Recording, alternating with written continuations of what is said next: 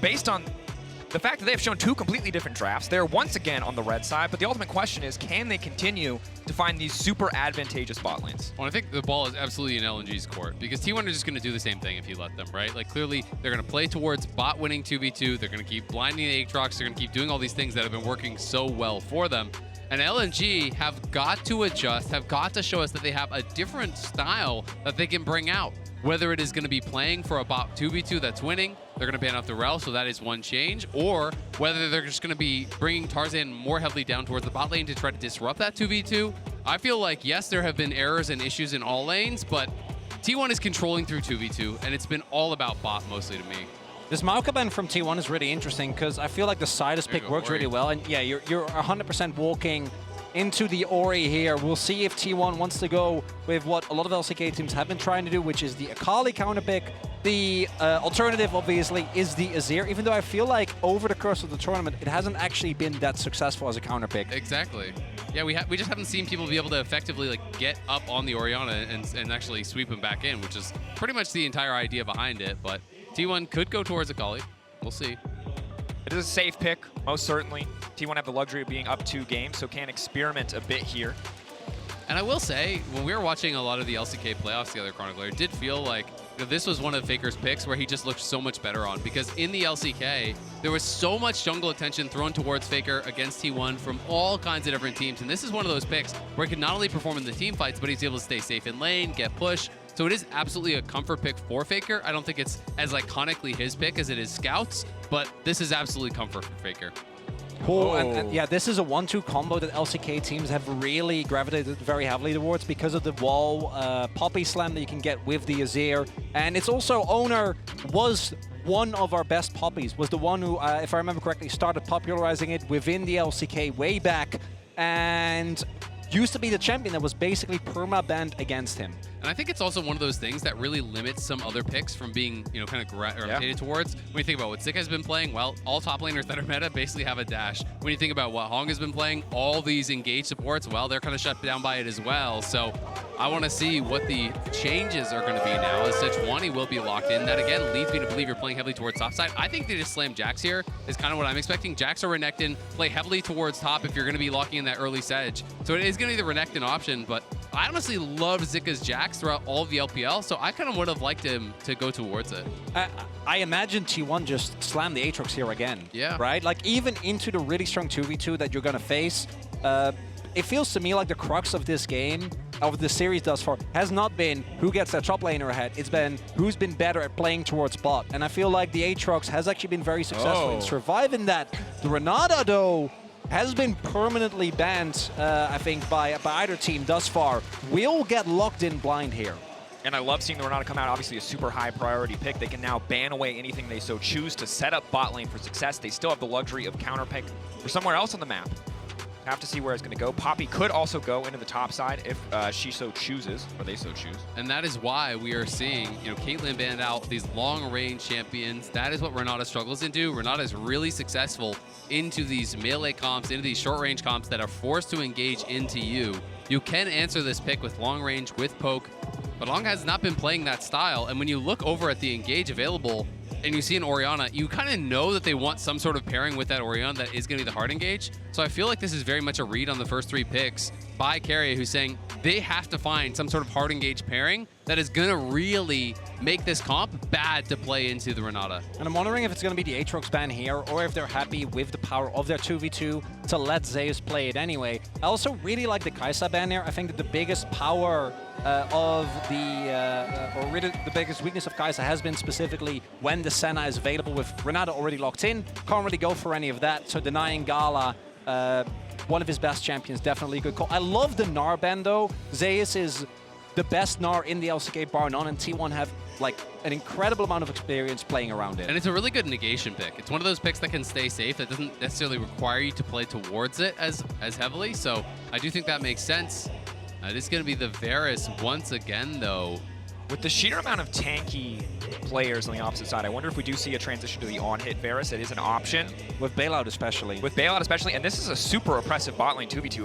LNG, yeah, can build for the composition, but hung outside of engaged supports, this is going to be a tough task. Milio is fantastic, can outclass the Renata, but this is going to be a tricky one to navigate. I just don't really love their draft that much. I'm going to be honest. I do feel like LNG have kind of painted themselves into a corner a little bit. They have no ability to really be on the front foot. Like, yeah, you can kind of fish with Sejuani ults, but it's pretty tough. I think you get an early Mikhails. There's going to be some cleanses and things like that that are going to keep you relatively safe from it. The engage options are really, really poor, I do think, for LNG. For LNG, I think the early game is going to become so incredibly important. They're going to have to be able to kind of absorb these engages, utilize the Breath of Life here with Milio to try to cleanse out, AoE cleanse out the CC that's going to be coming with the hostile takeover. That's kind of going to be the job here of Hong.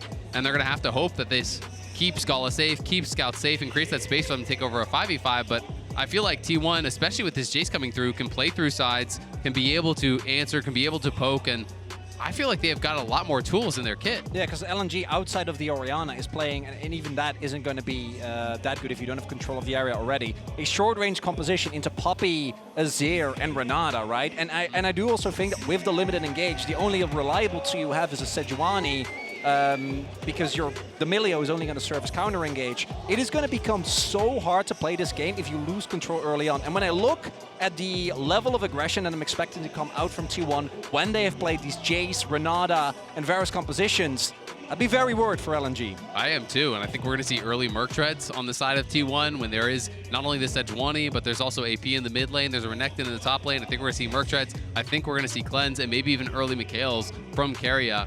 And then the game is going to get ridiculously hard for LNG. So Tarzan, I think he needs to get active early. He needs to get active often. See if he can pair up with Zika, who is playing press the attack on this Renekton. So it's really all about the early game, it feels like. If they could slam home an advantage up on the top side against Zeus, they can maybe use that to take objectives, maybe use that to snowball the game. And in the first two games, T1 choked out LNG. Can LNG finally break the mold, break the formula, find their footing in this game 3? It is do or die for the LPL third seed. Tarzan struggling a bit this series. See if he can do more on this Sejuani in the early game. T1 obviously with the entire crowd behind them. The last representative of the LCK here at Worlds 2023. LPL fans got a cushy life right now. They already got 3 through, hoping to find a 4th, but it's going to take a miraculous turnaround as we go through the series. Yeah, come on, you already got 3. Don't get greedy. Yeah. Anyway, if you think that's a laughable concept, connect your League of Legends account with Prime Gaming to grab the exclusive Braum W emote. You can keck along with the rest of us. What the team wants to do. That's just sounded like the most hello, fellow kids. Hello, fellow kids. Hey, kids, if you'd like to keck along with the rest of us. I'm in my 30s, could you tell? Ha ha. Anyway. I don't really have a response to this, guys. I'm very sorry. Okay, it's fine. I think it's a fun emote. It is. That's the extent of my opinion. I was making fun of the emote. I was making fun of Dracos. It's an important distinction. Yeah. Great emote. I'm going to go get the emote. I feel like caster. I have to jump to the defense of Dracos. Yeah. Oh, it's true. Chronicler, you're on the ones we love, as they say, you know? Yeah. Chronicler's on this positivity hype. He keeps showing us this picture of a frog every time we do negative self-talk. Yeah, I don't do it. Okay, I won't. Hopefully LNG aren't doing any negative self-talk either. Got to stay focused. Bot lane, again, has been a huge weak point, a lot because T1 have consistently had the counter pick on the bottom side of the map. Not to individual player mistakes, but more just because they haven't really had agency in the first 2 games. Game 3 going to be a bit of a different story. And Keria is kind of unleashed. I mean, if he can play whatever his heart desires, just play for these winning 2v2s, and that's working for T1, then they are such a frightening team because we've talked about it a lot, but this guy is so versatile. When he really was at his peak, it's kind of Keria just going crazy. He was trying all kinds of different supports. He was trying all kinds of different styles. And that is where he is so incredibly hard to beat because he's so mechanically proficient. He's so flexible as a player, and he really knows how to get the maximum advantage out of these lanes. Yeah, during the AD carry support meta within the LCK, it was just like you were playing down a ban against T1. There was just no option. You had to ban Ashe every single time. As Tarzan and Owner are going to meet. Walking in face to face. Sustained damage. Neither side has that much, but right now a lot of damage coming in for Tarzan. Owner now just going to zoom his way out to safety. That's the phase rush proccing. Buckler coming in. Both sides squaring up with the big old golem here. Flash in. Wall bang. First blood. Owner living up to his name. Owner plays it out perfectly. Gets the aggro back onto Tarzan. Does he get the blue? And he's going to get the blue as well. As Tarzan retreats back, he gets too close to the wall. Owner sees the opportunity, and now he's going to try to cut off Scout here, potentially. Scout senses it and does walk the long way but what a way to assert dominance in a match point game here. Tarzan having a rough series. Owner gets right in his face and leaves no question about who the better jungler is today. And this is coming from the guy that was the big underperformer on this roster. Zeus stepping in, lots of damage. Zika now forced to flash out to safety. Zeus holding on for now. Hex Flash coming in, Poppy gonna try and save the day. Buckler goes in, a little bit of a slow going through. Zeus needs to be careful here, can't walk too far forward, but Owner just continuing to harass. The E flashed away from Owner everywhere he needs to be. And now it's a disaster. The lane is I don't know if Zeus is going to get his back, but the lane is pushing into Zeus. Tarzan doesn't have flash. Will be able to, at the very least, clear his own jungle, but he's going to be substantially behind here right from the get-go. And T1 find yet another early game lead. You used double flash and you didn't even get the Jace's flash. That is, I cannot overstate how bad that is for the Renekton's lane state. You're down 0-2. You just got solo killed in your jungle. Then you both committed flash top to get absolutely nothing into a bad wave state.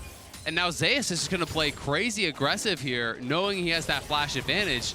Zika is in a world of hurt. Then you look down to bot lane. Surely it's going well there. Well, bad news. You're getting pushed in and you're about to lose a plate here to Keria and Guma, who have been playing incredible all series long. Your only strong point of the map was Scout in the mid lane, but that's going to collapse if both bot and top have priority, giving up so much room for Owner to go wherever he wants to invade the jungle to contest these camps. And the fact that the early game is already falling apart in a match point situation for LNG again, it just feels like we've seen this game before. We know what comes next. And it's going to be up to Scout in this one, I think. Tarzan is going to have to farm his way back in the game. And the initial burst of Sejuani early on with Permafrost and the power over W and Aftershock is insane. But once your cooldowns are used and you don't have that available, and especially if the Poppy can find an angle into the wall, you're not going to be able to withstand the initial burst. Absolutely. And I just think Owner plays it out so incredibly well.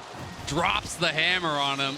Oh, dang. But damn, that was just so clean. I mean, he gets the aggro on him, uses the buckler. Now they're going to go aggressive bot side. Bottom side, Owner trying to work with a little bit of space. Hung has no mana. Gala finds the initial route. The follow-up, good damage coming through from Gala. Potential, an opportunity to turn, but Owner sticking right on top of him. Phase rush now procced. Owner just going to zoom his little butt out to safety. We'll be fine for now. LNG holding on in the 3v3. Getting pressure here as well. A positive sign for their bot lane, but Owner might look to respond. Oh, no Hex Flash coming through just yet. And Gala and Hung both with flashes available. Not going to run the risk. Faker dodges the shockwave. Scout had 6 advantage, but he immediately is unable to find purchase with it. Well, and Scout knew as soon as Faker dodges that, he has to retreat because Faker was about to hit 6, and if he stays up trading there, he's going to get scooped back, and he's likely going to be dead. So T1 going to use the mid prio, come down towards the Dragon. It's still a big CS advantage for Scout. We haven't really gotten to watch that, but Scout doing a really good job. By far his best performance in the 1v1 throughout this series. And this is the man that was the MVP, right, of Summer, was able to carry this team, I think, when the rest of the players weren't able to keep it together. Scout always is their biggest lead with a just purely gained in the 1v1 advantage. But with the Orianna pick that we've seen, can skill insanely well, but not necessarily have the biggest impact. I think we saw this in the KT series as well. Is that lead going to be enough with how aggressive T1's playing this early game? And especially without a great ball delivery system. There's no easy pairing. He doesn't have the Rakan, he doesn't have the Wukong, he doesn't have that guaranteed go button that is going to place that ball for him in a fight onto the back line, and that's really what you want. You want that Axice onto Guma, onto Faker, and I think that is going to be the difficulty for him in this game. It's again, and I feel like a broken record in a lot of these games, it's a bit about the engages here for LNG. They're going to have to come from multiple angles because they don't have any consistent engage. And it's going to be really tough when you're dependent almost entirely on a Sejuani to start off those fights. At this level, people are so good at dodging out. Yes. It's a little bit more reliable and immediate than the Maokai, perhaps, outside of the Maokai Flash W, so perhaps LNG can get more done with it. But if you feel like a broken record, it's because, again, we've seen similar patterns in all 3 games where ultimately, even if individuals are laning well, even if Zika was laning well, it didn't matter. Zaya still found so many advantages in the team fights. Scout, even if he's laning well, if he can't press his advantage, if he can't use his advantage, then it does not matter in the face of T1. The one big difference, though, with this series compared to the previous ones, is that Gala isn't being set behind early. He has actually been able to remain in a good position. The early gank being thwarted by Tarzan showing up when Owner was there as well actually ends up being big, and I think T1 was still able to stack a lot of the objectives but it does mean, at the very least, that LNG should have a better opportunity once we get to the mid-game to utilize the power of their AD carry. And it is showcasing the power of the Emilio, right? In that 2v2, obviously a lot stronger than the Blitz or the Recon. And it is going to allow Gala to be way more aggressive, right? You get the additional range with the W, you have the safety and the move speed from the E, and you have that cleanse that is so valuable that is going to be there with the ulti to be able to answer what Keria is going to do. And it's also allowed Gala to play Ghost when generally against Renata, you always have to play six. Tarzan looking down here on the bottom side. Good initial damage. Nice pullback on the shockwave. Guma still standing for now. The bailout will buy enough time for them to get one kill back. Tarzan still standing, and that means Guma will fall. LNG find an angle on bottom side, but here comes the hostile takeover.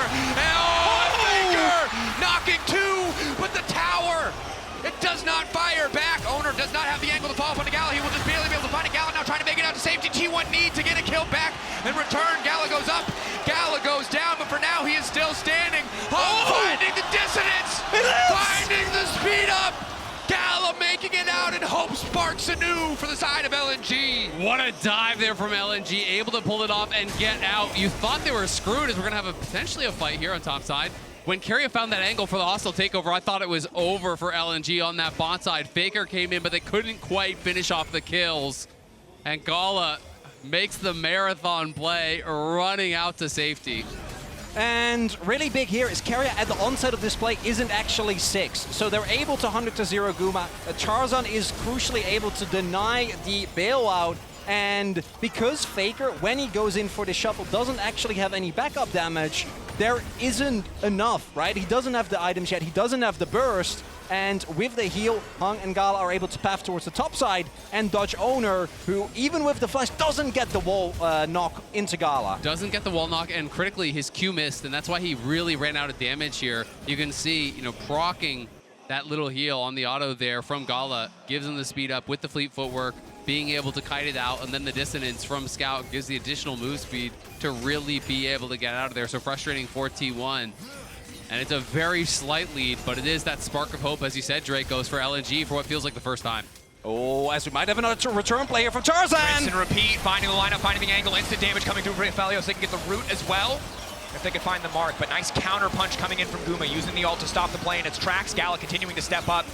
Desperate to get a little bit more here, but has to be careful. The mark now coming through. Bar is good damage. Guma wants to finish it, and he gets it! Absolutely outplayed in the 1v1. Guma finds the kill. It's a 2v3, but T1 are on fire today. Guma and Keria crushing through Gala and Hong, and just when we thought they had some hope, they take it right back away. And we haven't discussed it yet, but Guma Yushi's playing on hit, like it's not Lefeli Varus. He's playing on hit. He's playing just normal AD Varus. So these longer fights are so much stronger as they're still fighting. Owner now trying to make his way out to safety. No dash is available, so the steadfast presence won't do much. Faker now zooming in. The scoop goes a little bit wide. The knockback ready to go just in case the counterpunch comes. Engage will be denied. T1 can just set their sights on the Drake. A bloody back and forth. They push him out, sure. Tarzan gonna get away, but T1 will take the objective right off the back of it. Hong and Gala around. Tarzan is sniffing, but it's gonna be too little, it's gonna be too late, so it's about the fight if it's about anything. On to Guma. Follow-up is there. Owner not gonna connect. Zik on the backside. Hostile takeover is clean, and again, there's no cleanse available for Gala. It stops the play for now. Zika trying to find one. Owner surely should fall here. Still standing because of the bailout, but he will eventually die. LNG get the kill. That is a big investment, though. Yes, they get the kill, but they lose the Dragon, and Zeus is gonna have this freeway with the topside turret. T1 are still looking for a player. I don't know about that. Have to be careful. Keria and Guma continuing to back up. 3 seconds left on Guma Yushi's ultimate. There's no TPs. Not without Iberis, cannot one-shot the wave. Look at the Hex Gate. Faker's on his way. Ulti available for Tarzan in just a couple of seconds here. Counting down, ticking away. Yeah, they can't do it. Faker gonna try to cover early ult to try to make it out safety. T1 backing off, and they're gonna kill!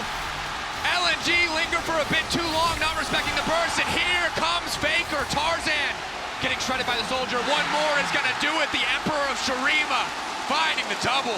The double kill for the king of the LCK. Gets down to the bot lane, and Faker feels like he is on fire in this series.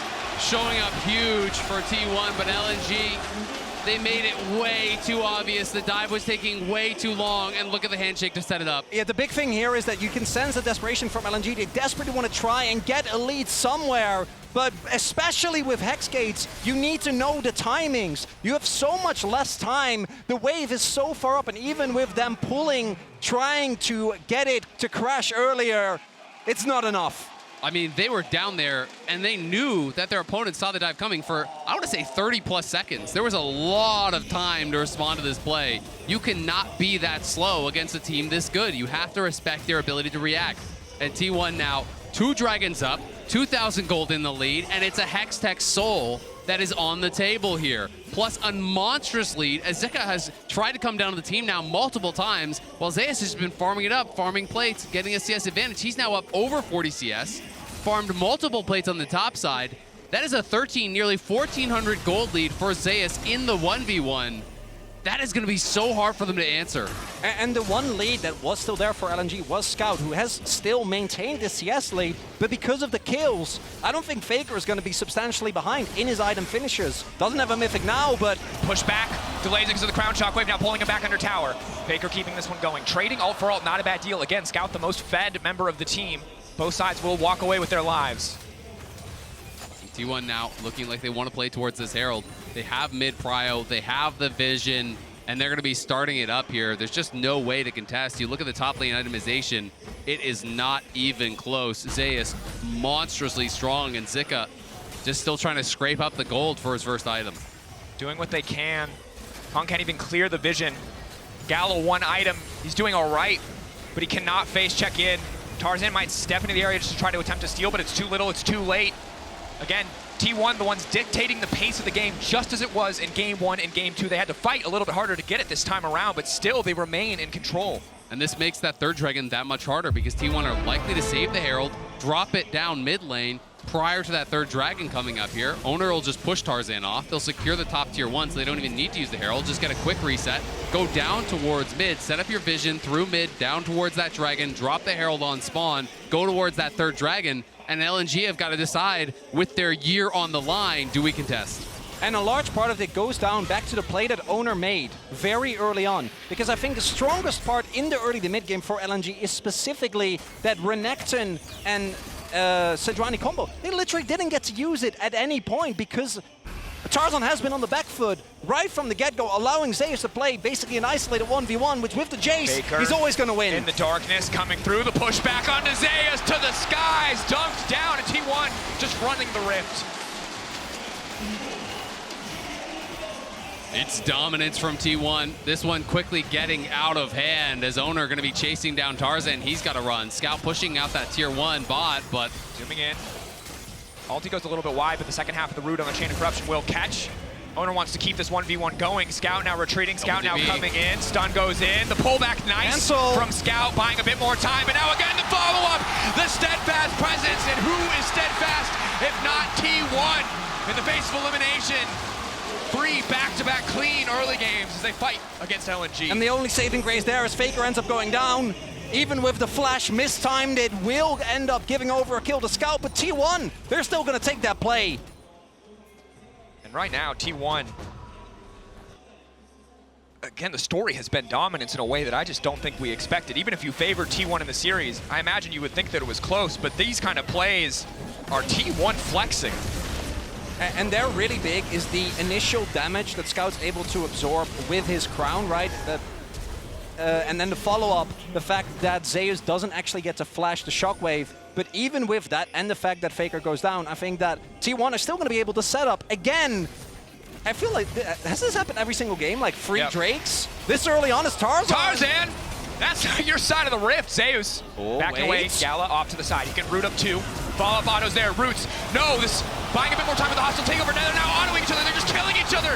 LNG, the fight instantly turned to beautiful from Caria, but Scout can't get the damage. It is not enough. T1 are going to keep the chase going. Faker's going to take the Hex Gate. No He wants to wrap behind them. Look at mid. Mid, they're going to try to get both towers. They'll prevent the charge on the tier 1 by killing it off. So they're going to push in that Herald and go for 2 towers off of the play. And off of the delay there from T1, they get a kill. They take 2 towers. They're going to get a 3rd charge mid as well. And they got the Hextech Drake. with all that going on as well. Soul point again at 18 minutes with a Hextech Soul. And most of these games have been about T1 being one step ahead. And now it feels like they're 3 steps ahead. They're getting 3 objectives for every one thing that LNG manages to fight for. And while it initially looked okay, a beautiful ultimate from Keria stopped that play completely. Again, no cleanse on Gala. Took the Ghost, wanted more mobility to stay away from champions like Poppy, but it is not paying off. And I just want to... The gold lead right now on top lane is almost 4,000. It's like 3,500 gold in favor of Zeus. So no one can match this Jace. So T1 can just keep pressing their advantages in the side lanes. And I think that's also the reason why the topside play doesn't work. T1 are very aware of where everyone of LNG is at the map at any given point. And we have seen these kind of compositions really struggle time and time again. When you don't have a lot of engage options, there's just nothing you can do when you fall behind. And that is the position that LNG are now in. So they're going to have to get creative. They're going to have to find picks. They're going to have to find a miracle. But T1 have been so bulletproof in their advancement of the game. Down Keria overstaying. Will get cut down here. Not quite enough life. You can't even get the face-checking support. It just hurts so much for LNG. Nothing going their way. LNG cannot get lucky, not even once. And again, now desperation strikes in the mid lane, just trying to get something back. That's Gala's Ghost gone. For LNG, every play now, every major move on the map is a gamble because T1 will always take something from you in return. So if you cannot find purchase, if you cannot find an effective fight or an angle to leverage the strength that Scout has, you could very well lose this game. And you can see desperation setting in as they go for wilder and more aggressive plays as more and more picks slip through their fingers. As Keria walks away with 50 HP on that pick. But this is the problem. Right now as LNG, you have a losing side lane. So what you want to do is try and force an advantageous 4v4. But how are you going to force? Right? You're playing into Poppy, you're playing into Azir. You have no engage. Owner goes in, and he goes right back out. Phase rush Poppy, nigh untouchable. The crown has been popped, and T1 are starting the bear, and LNG, your year is on the line right here, right now. How do they get in? Can they make it work? Tarzan stepping forward, frontlining. The handshake pulls them back. The Baron already gone. There's no fight left. And still, Owner goes in, finds the knockup on 2. Zika in the back line. They're just forced to back away. But again, discipline is the story for T1. They got what they came for, and they walk away. T1 get everything. They get the TP off Zika, they get the bear, and they're pushing down that top lane, and they're going to be able to answer mid. Maybe you lose the tier 1, but look at Keria. He's setting up for a Hostile play. takeover, shockwave there. Hostile takeover, a little bit of damage here. Faker off to the side. Owner backing away. Just the tier 1 and the objective bounty taken. This is a 5 versus 4. Zeus is just pushing in the top side of the map. That's their most fat member. He's not even there. And this is just dominance from T1. It's just continued to be more and more oppressive. They were a bit slow in some of those other games, taking control, steady, again, not getting over aggressive, but their lead is nigh insurmountable. They've got 3 Drakes in a minute. They will have Soul, and those LNG can stop them. And it really feels like you poked the giant here. T1 have awakened in the quarterfinals. The last hope of the LCK, and it's looking like a damn good one. This was a team that during summer, and obviously with all the circumstances, was struggling to make plays. But even before that, and this I really want to highlight, even before Faker struggled with his injury, the team was already struggling. You could tell how much difficulty they suffered from the fact that at MSI, they got beaten very one-sidedly by BLG. They were the team that was supposed to get it done after Genji got knocked out. And it really feels like, again, when we get to Worlds, T1 are just not the same team. Yeah, and it's something that Guma talked about in his interviews, you know, that time away, giving him the space to become the player that he wants to be, to become greater, as now Faker breaking in the mid lane. Again, Tarzan can fish for the pick. They might be able to find it here. Can they get Faker down? The pushback's still there. Faker trying to slide, trying to glide out to safety. The root is there. The damage follow-up is not, however. Keria, the flash in, the handshake onto Scout. You will not take his mid laner. Zeus pushing down the bottom side. They can retreat back to a Hextech Soul. No answers remaining for LNG. This feels like checkmate from T1. An incredible series that they have played. LNG have looked helpless to answer any of the plays from T1. And it's Hextech Soul with a unhit Varus, Azir with Nashers, and a monster fat Jace. And Zeus, full confidence play. There's no reason he needs to do that, but he does it anyway. Zeus puts Zika 6 feet under, and he's looking to seal the deal. Another solo kill for the 5-0-0 Jace. Complete dominance. LNG no longer have the game in their hands. They are praying that T1 slip up, that T1 make a mistake, that T1 are overconfident. Zeus, maybe that was their opportunity on the bottom side, but Zeus makes it work anyway with his massive gold advantage. LNG are praying, but God is on T1, and it's Faker leading the team, showing up in this series huge, outplaying Scout across both game 1 and 2 in that lane, and really showcasing his class. And it has been permanent. This would be the 8th semifinals at Worlds that Faker would advance towards. Never has he been eliminated in the quarterfinals, and he clearly does not want to let that start today. And that prestige and pedigree, when he can show up like this, when he hasn't been the center of the story for T1 for so much of the year, is just a reminder of how world-class this player is.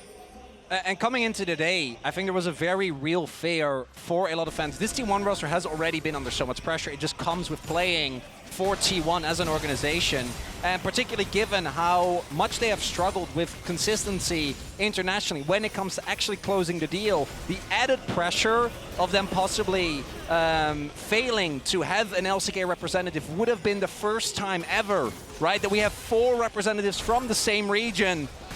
But T1, it doesn't look like the pressure's getting them whatsoever. Feels like a victory march down the mid lane. Inhibitor knocked down. Again, T1 taking their time, don't need to overcommit. They have the waves on their side, they have the soul on their side, the gold lead, every advantage they could want. No reason to risk anything. It is slow, it is steady, it is controlled, it is massive damage. Gala firing back with the Inferno multi just to generate a little bit of space, but Scout getting chunks down. Don't even need a wave, just tearing through the tower as life bars shrink on the side of JDG, or LNG, excuse me. Hope dwindling. JDG on the minds of T1 looking ahead to the semifinals. Zeus just isn't missing. It's ridiculous. It's like 20 shock blasts in a row that this guy has hit. He's monster fed, and he is just having them Handshake back, downloaded. connected down to the wall. Zeus firing up with so much damage down. Go Zika. The pushback is massive. Gala knocked out at T1, eyes on the prize. And it's the God of Thunder.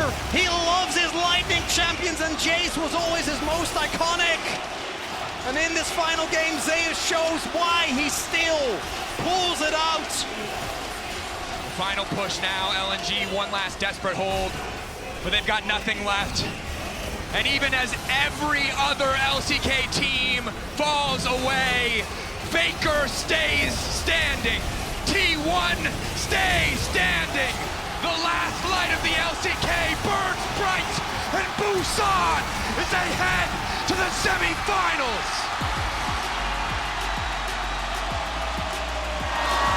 And what a setup for semis this is, because I had faith in T1 coming into this series, but I thought that this was going to be a hard-fought battle. But T1, they threw a bunch of curveballs at LNG, and they just weren't able to find a consistent response. It looks so difficult to answer T1 in draft. They were on point with the drafts. They were on point with the play. They may be the last remaining team from the LCK, but damn, is it a good one. This team was on fire, absolutely obliterating LNG. And LNG, may I remind you, that went 13 out of 13 possible games against JDG, that played them closer than anyone in the LPL, that many people, myself included, had ranked as the second best team from the LPL, and T1 made it look easy. T1 did, and every second counts, and thanks to the reliable Cisco network, Faker arriving just in time to prevent the bot lane dive and securing himself a double kill. I mean, you look at this game, an incredible set of plays. We take a look back at this one. And coming in, right, you know how much it would have meant for Scout if he was able to get the win here. But unfortunately in this one, not gonna be the case. Faker with the timing, able to keep his bot lane alive, and I think that this really showcased the desperation of LNG in this series. This is a team that was known for their control, their ability to pick fights. But today, we didn't get to see that.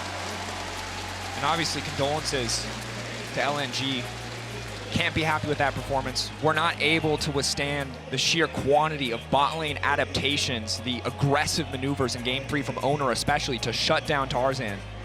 And on the day, T1 showed up, and not only T1 again, Faker, everyone's gonna be excited about Faker always, but him dominating and dismantling Scout in this manner gets everybody hyped up for this JDG series. Scout was on fire throughout summer, throughout most of the Swiss stage as well. And I was thinking if there was going to be that massive advantage for LNG, it would be in the mid lane. But it was Faker in games 1 and 2 that made such a massive difference, you know, beating Scout in that 1v1 and Zeus in this final game. It's a masterclass on the Jace. Got ahead early. The mistimed gank there from Zika and Tarzan. Tarzan getting solo killed. Owner taking him down. And then once Zeus had that flash advantage, he just never